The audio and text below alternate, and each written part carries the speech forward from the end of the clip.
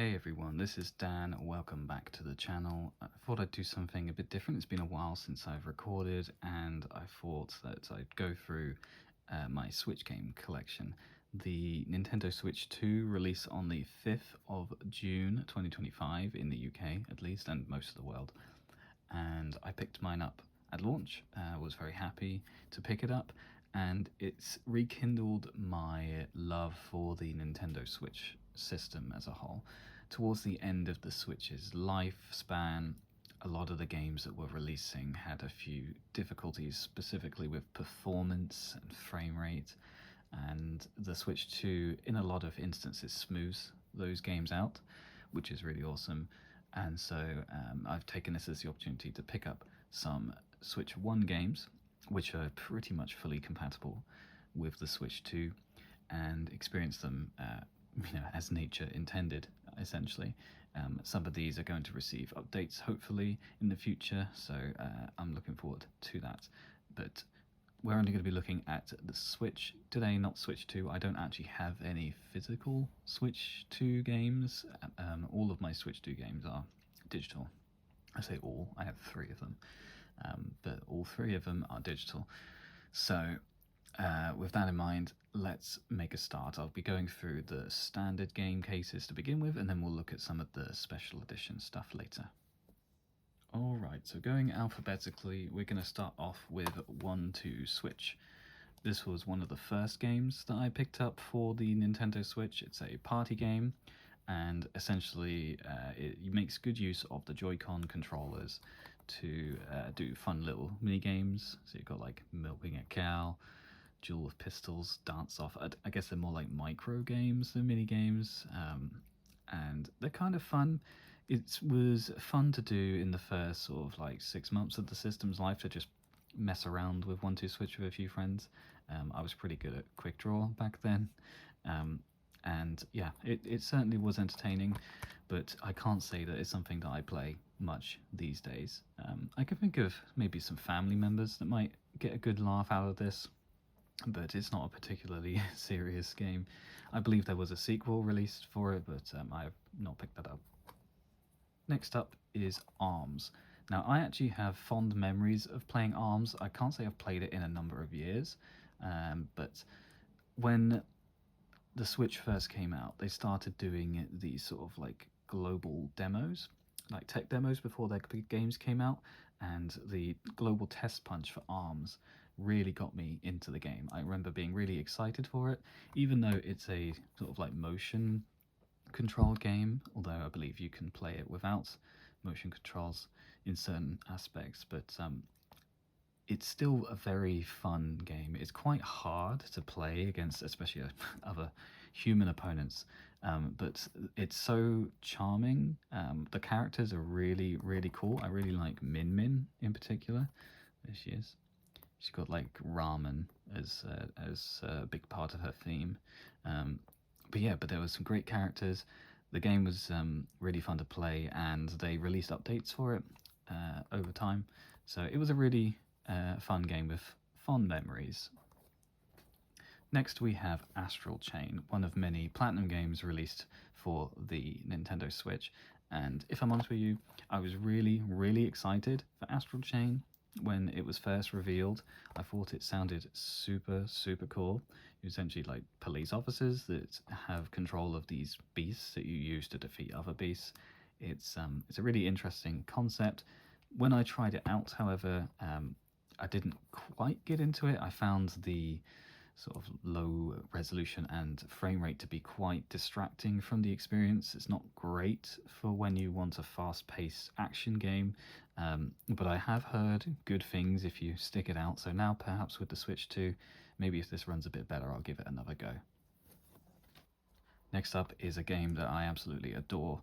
With the release of the Nintendo Switch 2, I picked up Bravely Default HD Remaster, and I really enjoyed it. A bit of a controversial game because you either love it or you hate it, but I find that I'm squarely down the middle.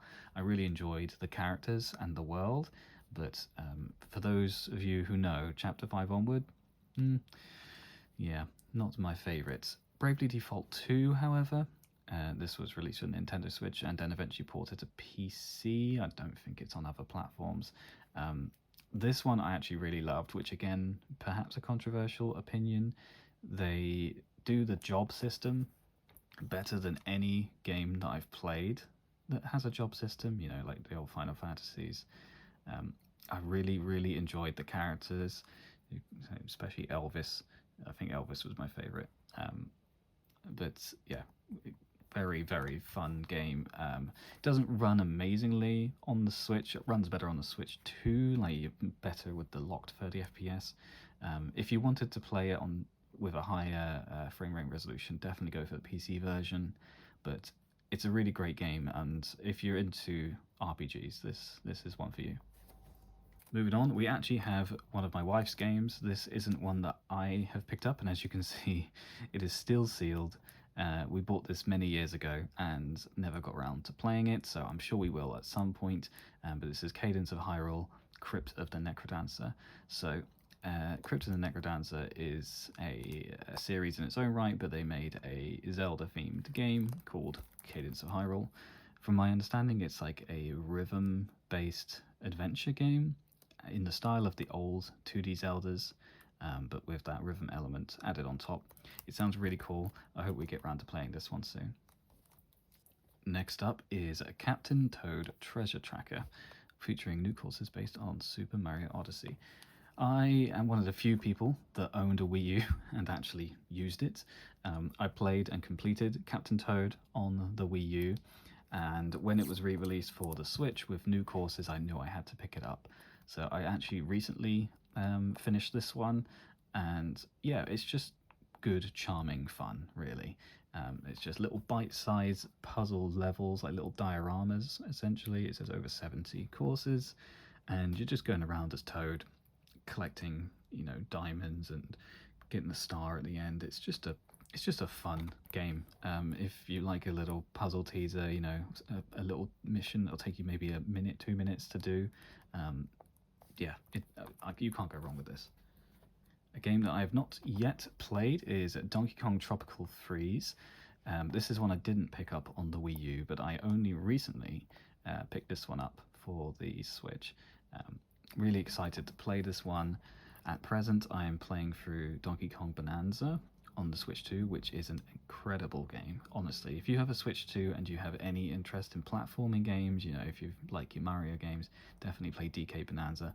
This one is a bit of a cult classic, I think, considered to be one of the best Donkey Kong games, but I think that maybe Bonanza will take the crown.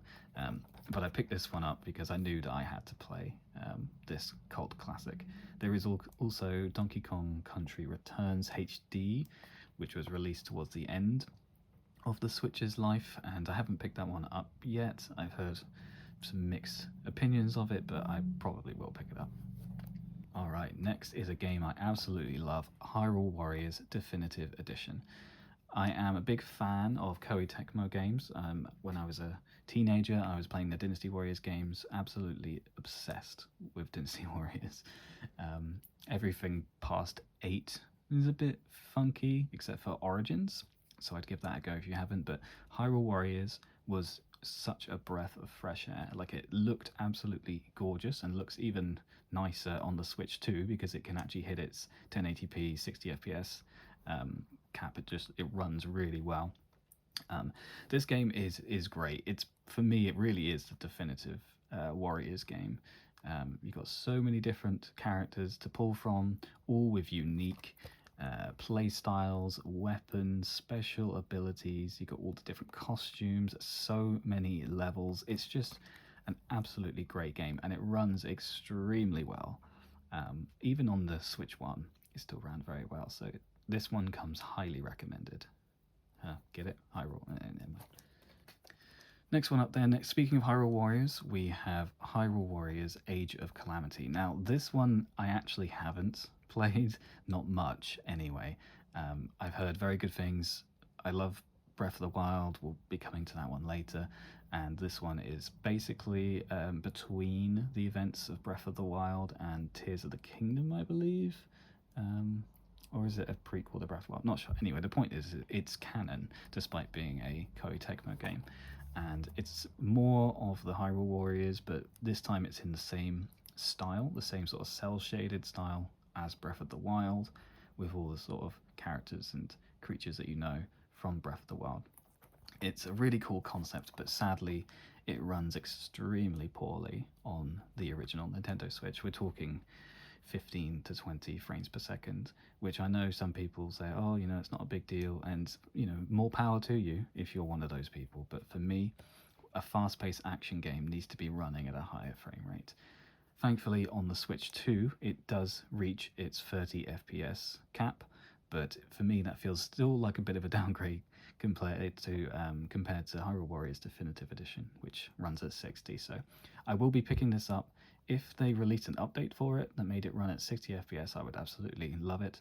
And there is a new Hyrule Warriors coming soon. I believe it's this year, called Age of Imprisonment to the Switch 2. So I will definitely be picking that one up. Bit of an odd one. I picked this one up because it was really cheap. I got it for maybe like £4 or something. It's Killer Queen Black. I believe this is an online sort of like 2D pixel brawler style game. But my understanding is that the servers have been taken offline now. Correct me if I'm wrong. I booted it up and I couldn't seem to get a game going. So I really don't know if you can play this game anymore. It does come with a controller skin for the original Joy-Cons. So you see you've got the Joy-Cons there, and then that's for the Joy-Con grip. So that's pretty cool, but I haven't been able to play this one, so I haven't really got anything to say about it. Coming up next is a game that is still sealed. We have Kirby and the Forgotten Land. Now, I actually was really interested in this game when it was revealed, and I've heard very positive things about it. Now, the reason why mine is still sealed is because I'm waiting for the Nintendo Switch 2 update. There's an official paid-for expansion that's coming for this game, which includes some Switch 2 enhancements like 60 FPS and 4K, I believe, resolution. So I'm keeping this one sealed, ready to play on the Switch 2. I'm really looking forward to that. Next is the one and only Breath of the Wild, of course. What is there to say about Breath of the Wild that hasn't already been said? This was one of the reasons that I picked up a Switch. I've never been a massive Zelda guy.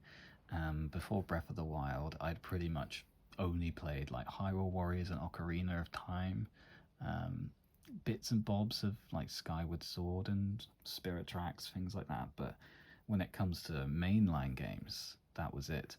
And this game just blew my expectations out of the water. Me and my wife were obsessed with this game when it first came out. We couldn't stop playing it. We only had one Switch at the time, and I wanted to take it to work so that I could play this game on my lunch breaks, but she wanted me to leave it at home so that she could play when she wasn't working. It was a tricky time, but it's just such a good game. It's a lot of fun. It's really atmospheric. There's hundreds and hundreds of things for you to do. It's an absolutely solid. Well, I think it's a masterpiece, and I really love that it's been updated for the Switch 2 as well, so that it runs even better. If you have not played this and you have a Switch, give it a try. Honestly. In a similar vein, we have Tears of the Kingdom. So this is the follow-up to Breath of the Wild, and I actually haven't played this one yet. When the game was revealed, I was really, really excited for it. But when it was released, I don't know, I felt a bit like I was burnt out. I'd put maybe 200 hours into Breath of the Wild when all was said and done, and Tears of the Kingdom for me just seemed like more of the same. Now I know it's not, and a lot of people say that this is better in every way than Breath of the Wild, but I just couldn't bring myself to play this one. So my wife played this one and she absolutely loved it, and now that I've got the Switch 2 and the updates, maybe I'll give it another go, play it how it was supposed to be played. But yeah, I've heard nothing but good things about Tears of the Kingdom, so I really, really hope I have time to come back to this one. More Zelda coming up, and we have Link's Awakening. So this is a remake of a Game Boy game, and I had played bits of the Game Boy game when I was younger. I still have a copy of Link's Awakening DX, I think, for the Game Boy Color, and this one was awesome. I really enjoyed this remake. The chibi art style was really nice. It was almost like a plasticine diorama type thing. It's great classic Zelda action and comes highly recommended.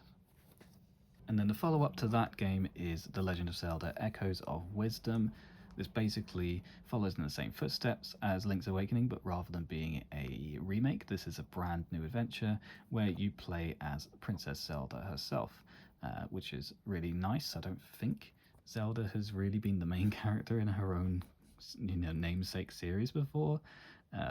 So this is really awesome. In this game, she uses her staff to be able to basically duplicate items that she finds, and then she can use those to make her way around the map, and you can even summon enemies to fight other monsters. I didn't actually get around to finishing this one because it did come at the end of the Switch's life cycle, and it's got some pretty poor performance issues, which supposedly have been fully fixed by the Switch 2. So again, when I have time, I intend to come back to this one.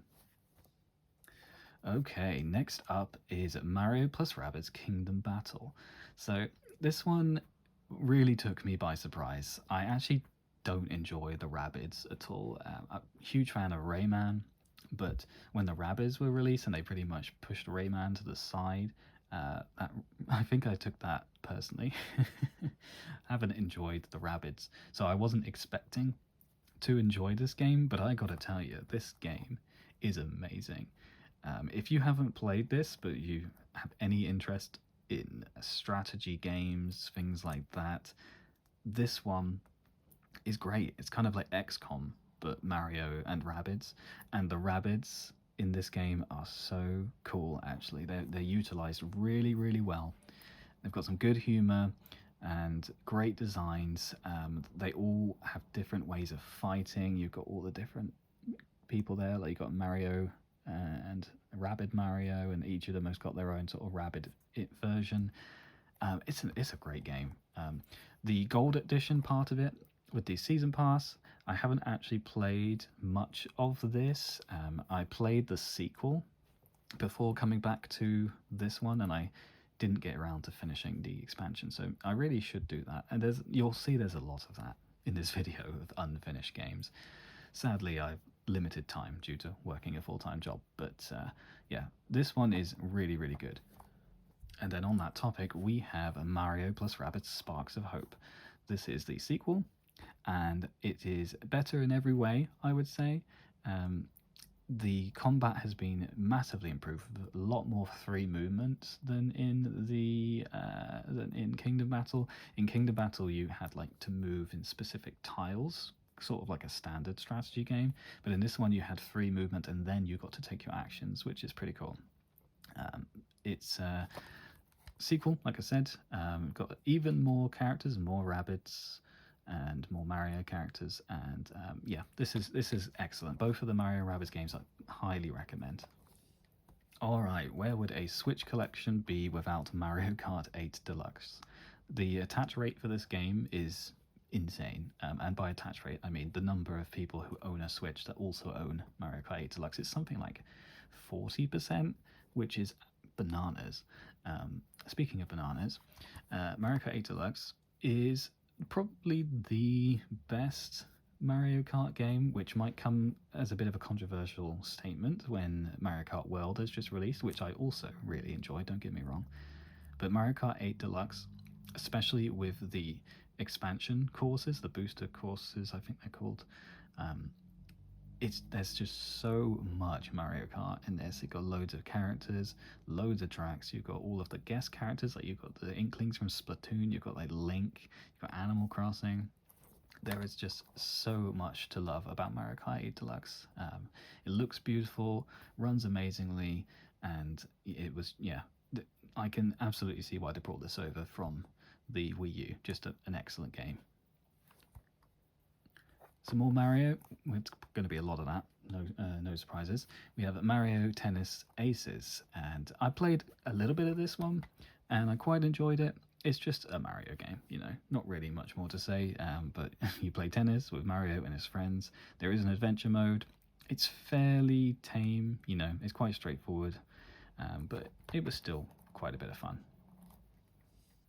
Moving on to some Metroid. First, we have Metroid Dread. Now, I am not a massive Metroidvania guy. Not that I don't enjoy them, I just haven't played many of those styles of games. Obviously, I've played at least one Castlevania and a couple of Metroids, but never usually to completion.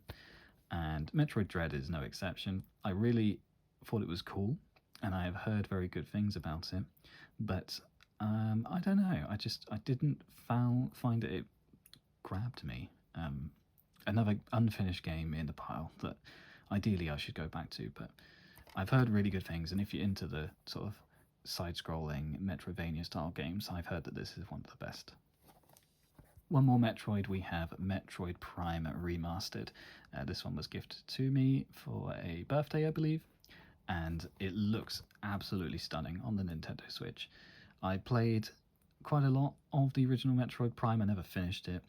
The only Metroid game that I finished, ironically, is Metroid Prime Hunters on the DS, which that game was so good. But anyway, I played a bit of this as well.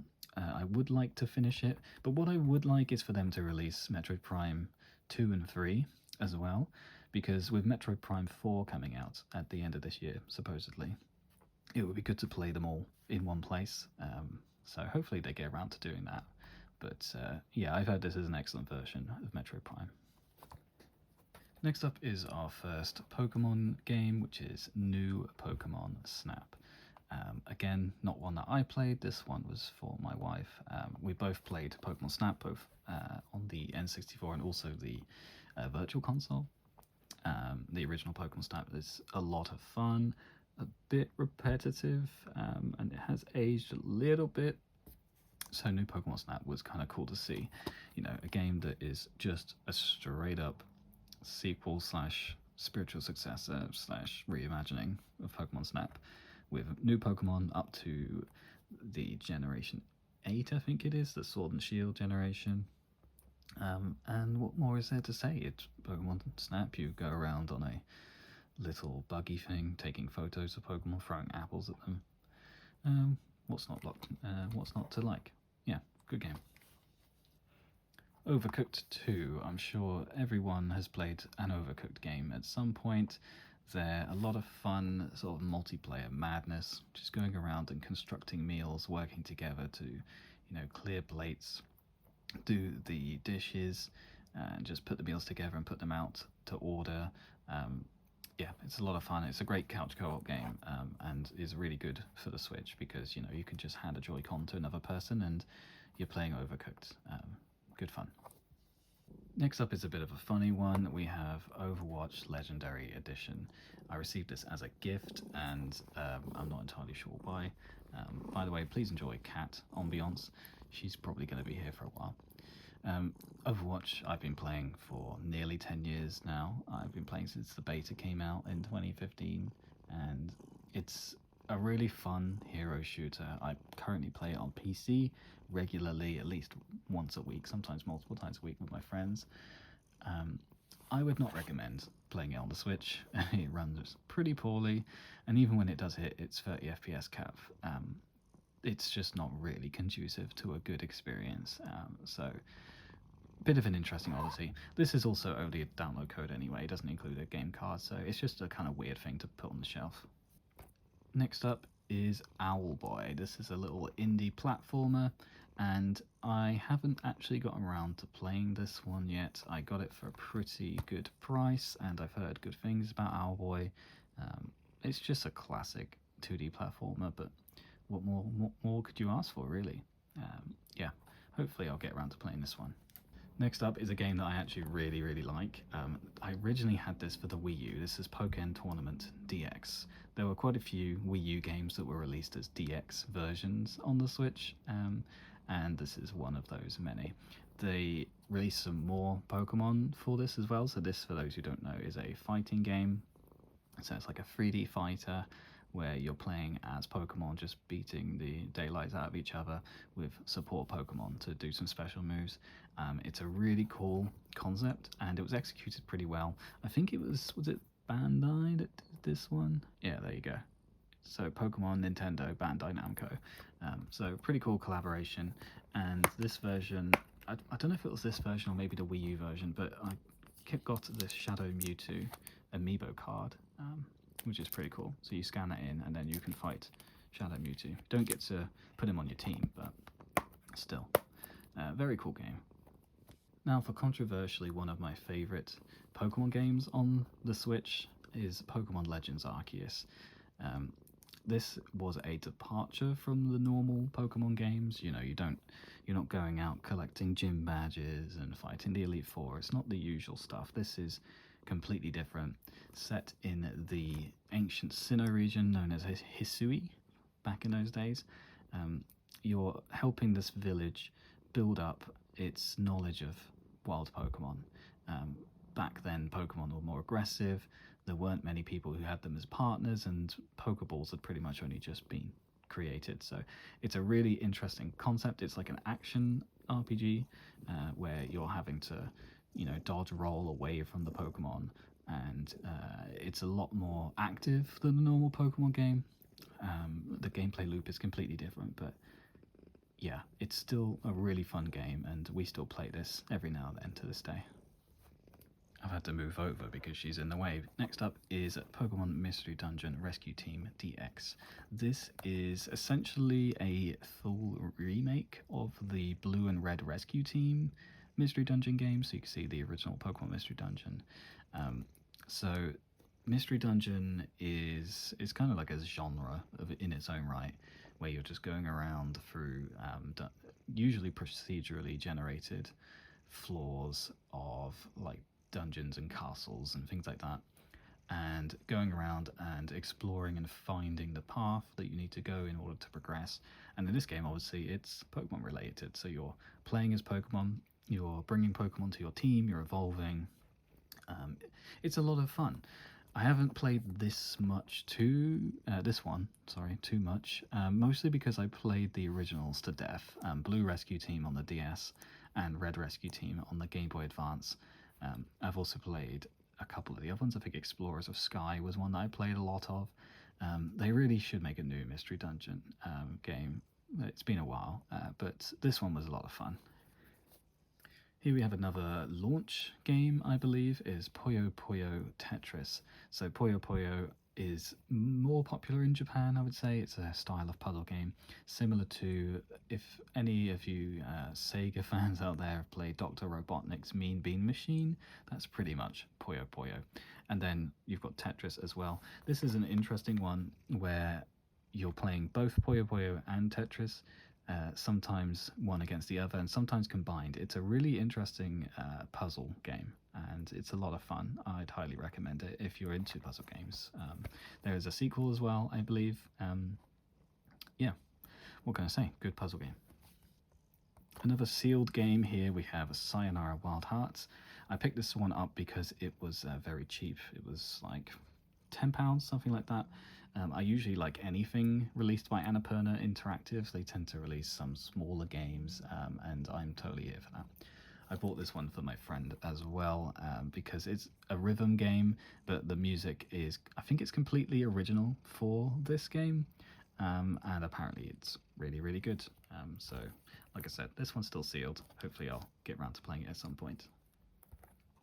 Next one is SNK Heroines Tag Team Frenzy. I think I picked this one up on a whim again. It was in like a free for £15 or something, free for 20. And it's a fighting game involving the ladies from the various SNK franchises like King of Fighters and stuff like that. I'm not a massive SNK person. When it comes to fighting games, I'm much more of a Street Fighter person. But this seemed pretty cool, so I picked it up, and if I'm honest, I have not played it, so I don't know if it's any good. Let me know in the comments. Now for a game that I really like, and it is Splatoon 2. So, like I said, I owned a Wii U, and I played loads of Splatoon. The original was one of my favourite games on a console. It was just so original and fresh. And Splatoon 2 was all of that and more. It's all I could have asked for, really. It was bringing Splatoon onto the Switch, but with new modes like Salmon Run and 60 FPS gameplay, which I can't remember if that was on the original. It must have been. But I played a lot of Splatoon 2, and so did my wife as well. Yeah, just absolutely solid. And then, of course, we had Splatoon 3 as well, which was a great sequel. It's everything Splatoon 2 was and more, but for some reason I just couldn't find myself getting into this one as much. Maybe I was just all Splatooned out by the time it came out. It was interesting having two Splatoons during the Switch's life cycle, but it's got an even better story mode than Splatoon 2. Got Salmon Run back again, and then even better multiplayer. This has since been updated for the Switch 2, so it runs even better than it did before, and it's a great game. So if you wanted to get into Splatoon, this would be the one to get. Continuing with the S's, we have Super Bomberman R. I think this was a launch title, I'm not entirely sure, but I am a big fan of Bomberman. I had Mega Bomberman on the Sega Mega Drive, and that was one of my favourite games on the system. It was just so good. I think I beat it like once. It was really, really hard. It's certainly for me when I was younger anyway. I'm sure I'd be able to breeze through it these days. Yeah, this one is charming. I'm not as massively keen on the 3D art style compared to the 2D style. The 2D style is really cute, but the 3D gameplay maybe not so much. But it's a pretty solid Bomberman game, and you can pick it up for really cheap now, like £5, something like that. So it is worth picking up, I would say. There is also Super Bomberman R2, which was released, so I don't know anything about that one, but I'm sure it's just as good. Next, we have another Wii U game brought over to the Nintendo Switch. We have Super Mario 3D World plus Bowser's Fury. So Bowser's Fury is an additional, completely separate game mode, which was made just for the Switch version. And I haven't played Bowser's Fury yet, but Super Mario 3D World itself I think is really, really good. I actually played Super Mario 3D Land on the 3DS and absolutely loved that game. That was so good. And 3D World is more of the same, but obviously higher definition and running on a home console. Really awesome game. I really love the cat ability. Yeah, this is just a really fun Mario time. If you like the 3D Marios, this is definitely an easy thing to pick up. I would highly suggest this one. Some more Mario for you. We have Super Mario 3D All-Stars. I picked this one up mostly because I heard it was going to be made limited, so they weren't going to be releasing it forever, but that's not the only reason. It's also because I really wanted to play Super Mario Sunshine again. It was one of those games that I never actually owned for the GameCube. I didn't really get a GameCube until I was in university, so way after the GameCube was out, and I didn't have Super Mario Sunshine. So I just really wanted to play it. I remember playing demos of Super Mario Sunshine in my local game station when I was younger. I was enthralled by the GameCube, but because we had a PS2, we weren't allowed to have both. So really love that that's on here. And then of course we have Super Mario 64, which everyone's played 1,000 times, and Super Mario Galaxy, which is considered one of the best 3D Mario games. And I'm going to say right now, I've not actually played it, so you can crucify me in the comments, but I'm sure it's amazing, and I will get to them at some point. Next up is Super Mario Bros. Wonder. This was one of the last Mario games to release for the Switch, certainly the last 2D Mario game, and I've played a bit of this on my own and with my wife, and it's absolutely stunning. Honestly, it was stunning on the original Switch, but it's since had an update release for the Switch 2, and it's even better. It looks incredible. It's got high fluid motion, but all these beautiful images. It's kind of got it's not like a painted style, but it's kind of hard to describe. It's truly like, I've never played anything like this. It's got so much character in the animations. I'm not a massive 2D Mario fan, to be honest, but this one really got me, and I've played a good chunk of it, and I would like to finish it. Definitely get this one if you can. Some more Mario. Even still, we have Super Mario Odyssey. This was one of the first games released for the original Switch, and it is impeccable.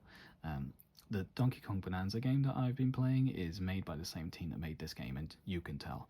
Super Mario Odyssey, one of the best games on the Nintendo Switch by far. It's got some really cool mechanics with Cappy, who you can throw around and take over some enemies with.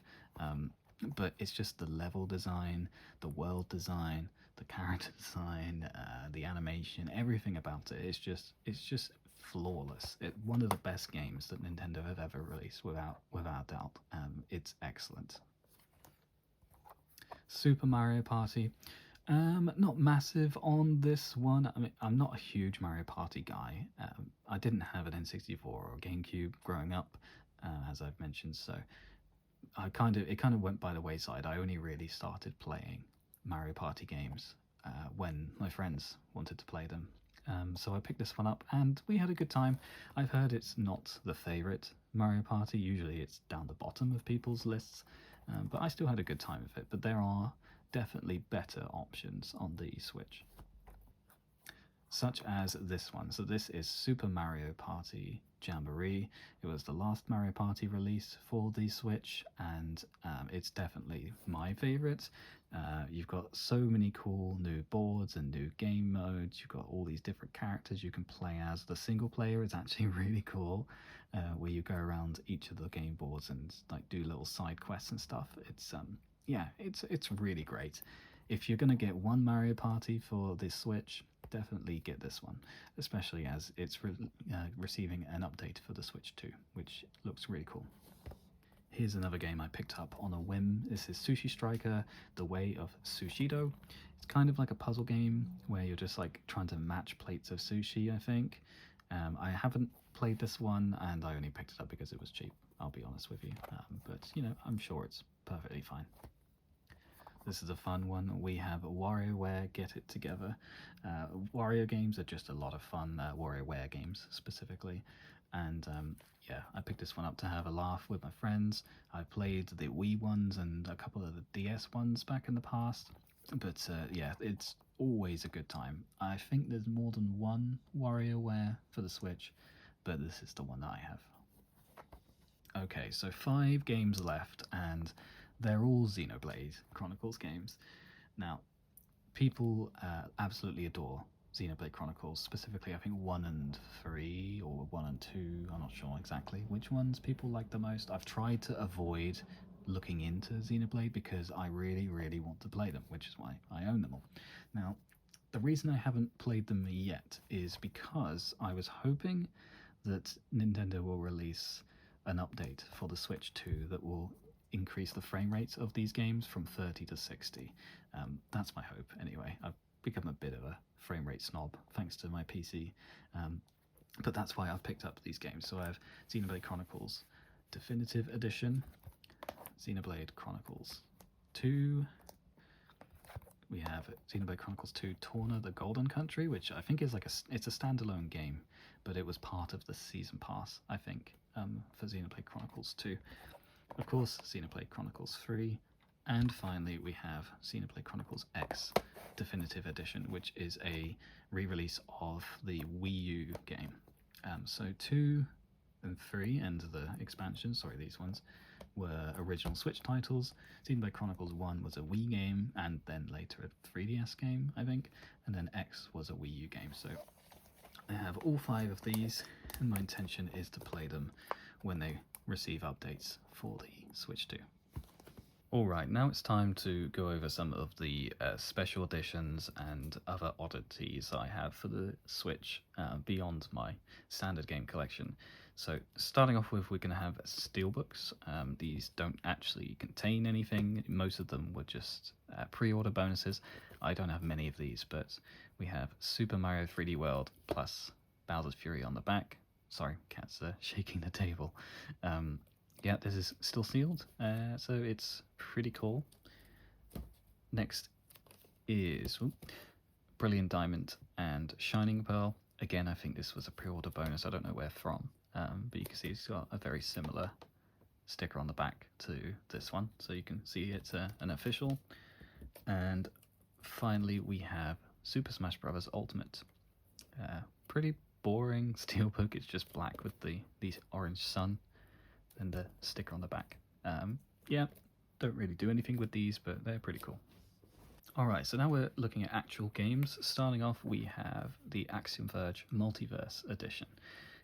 So this includes the game, a Blu-ray documentary, exclusive art book, double-sided poster, and official soundtrack. I'm not going to open all of these up because that would extend this video even further than it already is.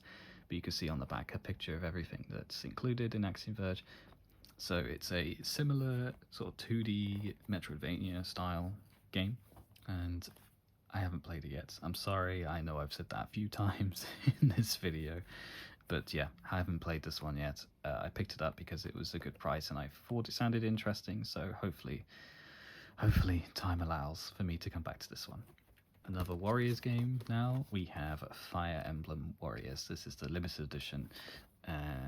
This was the original Fire Emblem Warriors. There is since a Three Hopes, which was based around the Three Houses universe, and I've not picked that one up yet, but I've heard good things.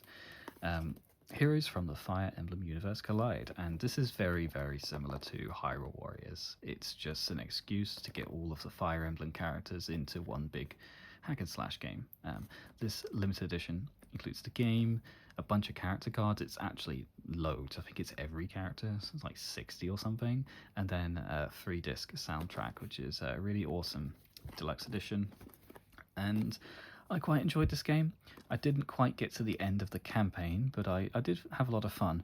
The problem with Fire Emblem is I've not played many of them. I've played Fire Emblem Three Houses, which I really, really loved, and Fire Emblem Engage, which I'll show you in a minute. So a lot of these historical characters I actually didn't know. So for someone who's played a lot of the Fire Emblem games, I'm sure that they'd be like, oh cool, it's this guy from that game. But for me, it was just only, Smash Bros pretty much, where I knew these characters from. And this came out before Engage, so you get to learn some more of the older special characters in Engage, but at the time of playing this, I really didn't have much of a clue. But it's a pretty fun game. I'm not sure what the general consensus is of it, but I enjoyed it.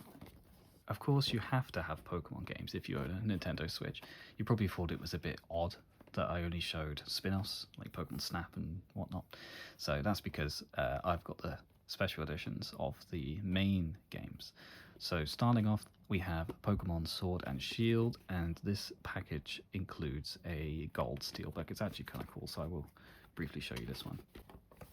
There we go. So it's got the standard game cases for the two of them, but then it also has this really cool gold Sword and Shield with some download code in it that's already been taken, so don't try and steal it. So it's quite funny because there are some people who don't like the fact that Pokemon still make two versions for each generation. So you've got the Sword and the Shield, going back to the red and the blue, or red and green in Japan. I quite like that they do this because me and my wife both play Pokemon. So generally when a new generation comes out, I'll get one version, she gets the other one, and then we trade with each other, and that's really fun. So Sword and Shield was the 8th generation in the Galar region, which is actually based on the UK. So it kind of spoke to me for that reason, I think. The towns were really cool. Some of the environments were really cool. The wild area was a pretty interesting concept, and the Dynamax raid battles were a lot of fun. I actually spent many hours doing raid battles. But it's not the best Pokemon game. Certainly not the best one on the Switch, and it certainly does look a bit ugly, to say the least. There are some which look even worse, somehow, impressively, coming up later. But it's still fun, and the expansion that included the Crown Tundra and the Isle of Armor, I think it was, those were pretty good as well. So it's still a great generation, and I still enjoyed it. Next is Brilliant Diamond and Shining Pearl. So I showed you the Steelbook earlier, so you probably assumed this was coming. This one doesn't include the Steelbook in the box, unlike the others, so it's not particularly fancy of a special edition. It's literally just the 2 games in a dual pack. So this one, it's quite a controversial game, I think, because people love the remakes of Generations. I really enjoyed Fire Red and Leaf Green, and Heart Gold and Soul Silver, some of my favorite games. Even Omega Ruby Alpha Sapphire on the 3DS are really good. So when they announced Brilliant Diamond and Shining Pearl, I thought, I got really excited for it. But sadly, these games are pretty much just carbon copies of Diamond and Pearl. They didn't even include any of the Platinum stuff, the 3rd version. And compared to other Pokemon games on the Switch, it retains the, chibi style top-down art style, which, has its charm, but I think this was just overall quite disappointing. It's also kind of buggy, and it was the first quote-unquote mainline Pokemon game to not be made by Game Freak themselves. It was made by Ilka, I think. Yeah, developed by Ilka Incorporated, says it down there. So yeah, it's a bit of a disappointment. I actually did play through it in the end and completed the Pokedex, and I did enjoy doing that. But that's because it's still Pokemon. Pokemon is still fun, whatever. But it's definitely the worst Pokemon game on the Switch, I would say. The last physical Pokemon game I have is Scarlet and Violet. This is the Dual Pack Steelbook edition. So just like the Sword and Shield, you've got a gold Steelbook in there, which has the Miraidon and Koraidon, the legendaries, on it, plus download code. I'm not going to open this one up. The Steelbook, it looks exactly like the Sword and Shield one, but with a different design on the front. So, Scarlet and Violet, right? These, again, were controversial. When the game first launched, they ran really poorly, like frame rate wise, resolution wise. It was a very ugly game. Lots of bugs. They really messed this one up, honestly. It's a shame, really, because the game beneath that is really good. They went for a more open style than the previous Pokemon games, where you can kind of choose your direction and go where you want. The way that the game is done is it's excellent, really, and I had a lot of fun playing it. It's just a real shame that it ran so poorly when it first came out. It really upset the community by just not really putting much effort into the playability of their games. That being said, though, they have released updates for the Switch 2, and they now run amazingly, like locked 60 FPS in pretty much all instances. The game's got high resolution as well. Everything about it is better, and the updates are free, which I think was a very important thing that they needed to do. So it still runs poorly on the original Switch, but on the Switch 2, these are actually really great Pokemon experiences now, and I would recommend picking them up if you have a Switch 2. So getting to some bigger collector's editions now, this is the Bayonetta Special Edition. Now, I really love Bayonetta. I played Bayonetta 1 and 2 on the Wii U. I believe I played a bit of Bayonetta on the PlayStation 3, but it didn't run very well. So I waited for the Wii U release of Bayonetta 2, both of which are just gorgeous games. Really lovely Platinum games. And this special edition here includes Bayonetta 1 and Bayonetta 2 re-release for the Switch with things like some performance improvements, and this is a limited edition that includes a bunch of cool stuff. So I'm going to actually open this one up and show you what's inside. So first things first, we have the game for Bayonetta 2. Now sadly, we don't get a physical version of Bayonetta. We only have a digital download code, which is a shame. You can see you can actually swap the artwork. If I take that out as well, you can actually swap the artwork to have Bayonetta 1 or 2, depending on which one you want on your shelf. But they didn't release a physical cart set, not in Europe anyway. Maybe they did in Japan or something. So that was a bit of a bummer, but that was Bayonetta 2. Next up, we have a steelbook. So continuing on the steelbook theme, we've got this nice shiny blue Bayonetta 1 and 2 steelbook. Really nice. Next up in this semi-sealed envelope are stickers, which is really nice. I've not used any of these. I actually forgot I had them maybe I could find some use for them. But you can see some Bayonetta 2 stickers. Got some chibi dolls. Look really cool. Again, Bayonetta 1 and 2. Then you've got Bayonetta 1 stickers with their original designs. And yeah, that's it included in there. Really nice stickers. So next up is the main event, I would say, from this, which is a deck of tarot cards. Well, I'm not sure if they're like proper tarot cards. Let's have a quick look at what they look like. So you can see they're kind of glossy. It's got this plastic thing on, so I'll just carefully remove these. I've already looked at these before. I just like to keep stuff as pristine as it can be if I'm not going to like physically use them. But you can see you've got all these designs. You've got some angels, some different things. I'm sure they all have meaning, but I wouldn't know what that meaning is. I'm not a tarot person. You see you've got some like shiny ones as well. It's a really cool deck of cards. I'm sure they have some uses, but they're just nice memorabilia really. So that is the Bayonetta Special Edition. So here is the biggest one that I own. This is the Trinity Masquerade Edition of Bayonetta 3. Bayonetta 3 I think is a really great game. It definitely had some performance issues on the Switch, which I believe have been sorted out with the Switch 2, but I still really enjoyed it. I had a lot of fun, and it's a great way to end a trilogy. I don't know if they're going to make more, but we'll see. This is enormous. That's what the back looks like with all these moons. I'm gonna have to open it up to show you what's inside because it's really cool. Alright, so this is the inside. So first things first, of course, we have Bayonetta 3. Nothing more to be said about this one. This is just the game. Inside here is something that's actually pretty interesting. So let me show you this. So it opens up like this. And what we have inside is a spare game case with special artwork for Bayonetta 1, 2, and 3. So I've got Bayonetta 1 in here at the moment. And then we have covers for Bayonetta 2 and Bayonetta 3.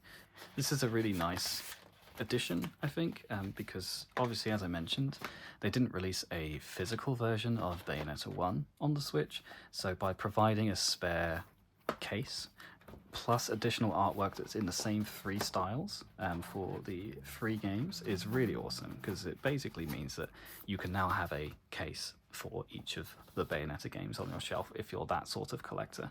So I thought that was a really nice touch. So that tray then comes out, and underneath that we have this enormous art book that I have not actually opened up. You can see just a foot on the back.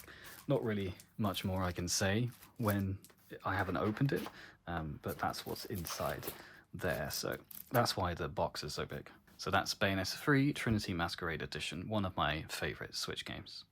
Okay, another relatively big one. This is Fire Emblem Engage Divine Edition. So I did play Three Houses before Engage, and I really, really liked Three Houses. It was my first Fire Emblem game, or my first one that I've played all the way through, I guess. And Engage I also loved. I think people still prefer Three Houses, generally speaking, but I thought this one was great. Three Houses I got digitally, so this one is my physical Fire Emblem Engage Divine Edition. It's a really cool box. See what's included on the back. I'm not going to open this one up, but you can see it comes with the game, a steelbook, a bunch of art cards, a massive art book, and then a poster, which I actually have up on my wall. I really enjoyed Engage, and I also played all of the DLC for it as well. It was a good jumping off point for me because with the emblem system, it introduced me to a bunch of classic Fire Emblem characters. So yeah, really excited to see if they're going to remake any old Fire Emblem games on the Switch. I think that'd be awesome. And then of course picking up on the any sequels that they have. I'd love to continue this. Bit of a weird one. You can tell I've not used this one because it's got like a bunch of marks on it. This is Starlink Battle for Atlas. This is the Star Fox edition. I'm missing the outer packaging for it. Yeah, this game tried to basically do like a Skylanders but with spaceships. It didn't really take off, no pun intended. The Star Fox collaboration for the Switch version is pretty cool, but as far as the game goes, it's pretty basic, and I didn't really enjoy it that much. I know some people who did, but I don't know, maybe it's just not for me. Last but by no means least is this huge Super Smash Bros. Ultimate limited edition. This is a pretty straightforward limited edition. It's not like it includes much unique stuff in it, but it does have the base game, a Smash branded brand new GameCube controller, and the GameCube adapter as well. So let's just quickly open this one up. So inside the box you've got Ready to Fight, and you've got all of the base game fighters, loads of fighters in this game, which is really cool.